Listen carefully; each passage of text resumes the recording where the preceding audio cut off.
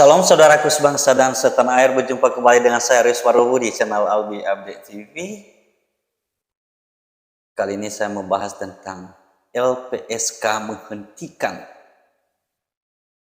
perlindungan terhadap Richard Eliezer karena wawancara di salah satu televisi di Kompas TV. Ada wawancara eksklusif dengan Rossi, maka LPSK menghentikan perlindungan terhadap Eliezer. Perlindungan itu yakni perlindungan fisik dan pengawalan melekat itu dicabut oleh LPSK. Ya, kecuali perlindungan justice kolaborator, hak-haknya sebagai justice kolaborator tidak dicabut. Tetapi perlindungan fisik dan pengawalan ketat itu dicabut oleh LPSK. Karena menurut LPSK, Eliezer sudah melanggar kesepakatan. Tetapi sangat disayangkan sekali ketika hal itu dilontarkan oleh LPSK, Roni Talapesi membantah.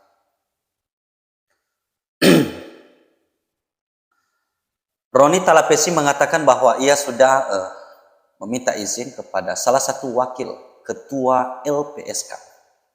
Ya, bahkan kepada Polri juga sudah diurus izin dan sudah diberikan izin oleh LPSK melalui salah satu wakil ketua.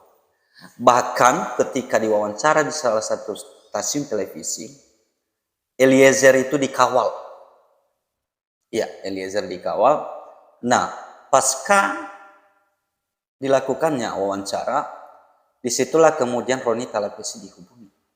Ya, kalau misalnya ditayangkan wawancara itu, maka akan dicabut haknya, ya, dari LPSK. Wah, ini menjadi tanda tanya besar bagi saya. Awalnya diizinkan oleh wakil ketua, bahkan dikawal, ya, di sana oleh pengawalan dari LPSK, tapi tiba-tiba ada informasi menghentikan, ya, perlindungan terhadap Richard Eliezer. Ini ada apa dengan LPSK gitu, ya? Itu sebenarnya sudah disampaikan secara resmi kepada pihak yang berwenang. Yang menjadi aneh buat kita adalah kenapa tidak sebelum wawancara mereka melakukan komplain, melakukan keberatan. Karena ketika wawancara itu pun ada pihak dari LPSK yang ikut mendampingi. Kenapa setelah wawancara baru mereka mengirimkan surat kepada saya selaku tim penasihat hukum tembusan, yang isi suratnya adalah menyampaikan bahwa Richard Eliezer akan dicabut perlindungannya apabila tetap dilaksanakan tayangan dari Kompas TV.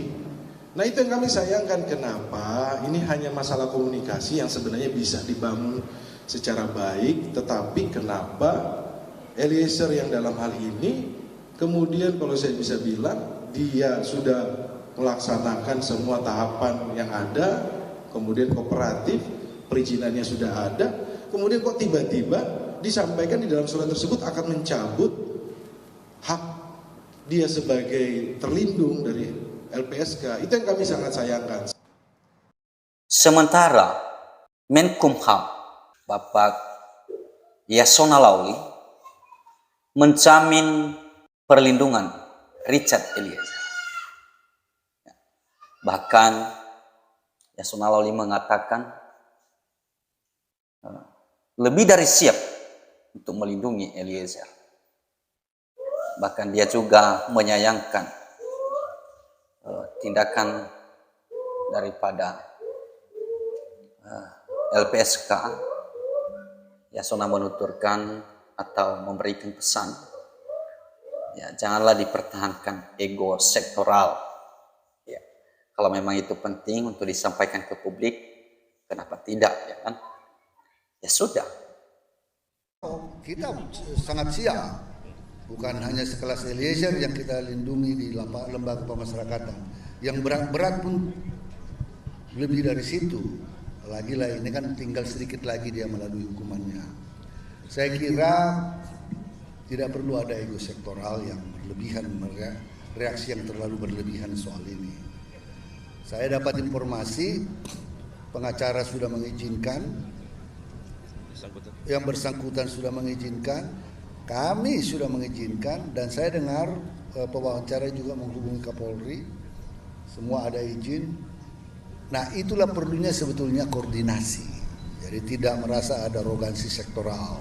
Kalau itu untuk kebaikan warga binaan itu sendiri, ya why not? Kami melihatnya dari perspektif menyampaikan kepada publik apa yang terjadi. Itu saja. Kami lebih dari siap untuk membina Eliezer. Lalu kenapa sebenarnya LPSK benar-benar mencabut ya, perlindungan terhadap Richard Eliezer? Atau ada sesuatu di balik semua ini? Ya, sayang sekali, kenapa? Karena sebelumnya LPSK itu sudah berjuang dan ini tinggal di ujung, ya, bahkan sudah berhasil membuat keringanan hukuman bagi Richard Eliezer. Ya, dan di ujung mereka mengundurkan diri atau mencabut perlindungan terhadap Richard Eliezer. Itu sangat disayangkan sekali. Nah, sementara salah satu pakar hukum, mantan hakim, yaitu Kang Asep atau Asep Iwan Iriawan, juga menyayangkan tindakan LPSK yang mencabut perlindungan terhadap Richard Eliezer. Bahkan Asep begitu kecewa terhadap LPSK yang mengatakan bahwa perjuangan kami sia-sia. Kita ketahui bahwa Asep juga sudah berjuang ya, melalui akademisi. Ya, kita tahu bahwa mereka semua, para akademisi, kalau nggak salah lebih daripada 100 orang, berikan surat kepada hakim, amicus curiae, ya, untuk membela Eliezer. Namun di ujung LPSK mencabut perlindungan itu, dan Asep mengatakan bahwa kalau ada apa-apa dengan Richard Eliezer, siapa yang bertanggung jawab? Jadi menurut saya perlindungan terhadap Richard Eliezer sebenarnya pihak kepolisian sudah cukup ya. Ya di lapas tidak mungkin mereka membiarkan itu, dan kemudian Pak Yasona sudah memberikan harapan untuk melindungi Richard Eliezer. Ya jadi saya rasa sih tidak masalah ya. Kalau misalnya LPSK mencabut. Ya tapi kalau ada motif lain itu yang menurut saya tidak baik. Ya kenapa sebenarnya selama ini hampir nama LPSK itu tenggelam. Ya tetapi dengan adanya kasus ini, dengan dilindungi Richard Eliezer ini, maka LPSK menjadi naik lagi namanya. Ya tapi kalau misalnya tidak bagus ini, kemudian menjadi polemik, saya rasa nama LPSK lagi akan tenggelam kembali. Ya jadi LPSK harus mempertimbangkan itu sebaiknya. Ya, itu saran saya kepada LPSK. Ya, jangan pikir LPSK ini nanti menjadi primadona bagi para saksi korban. Kalau misalnya ya tidak betul-betul mempertimbangkan ya hak-hak para saksi korban yang dilindungi. Ya. Baik teman-teman, sampai di sini dulu pertemuan kita. Saya Rizwa Rubu, RW dari Pulau Kecil Pulau Nias di ujung Sumatera Utara. Salam Pancasila, NKRI harga mati. Sampai jumpa.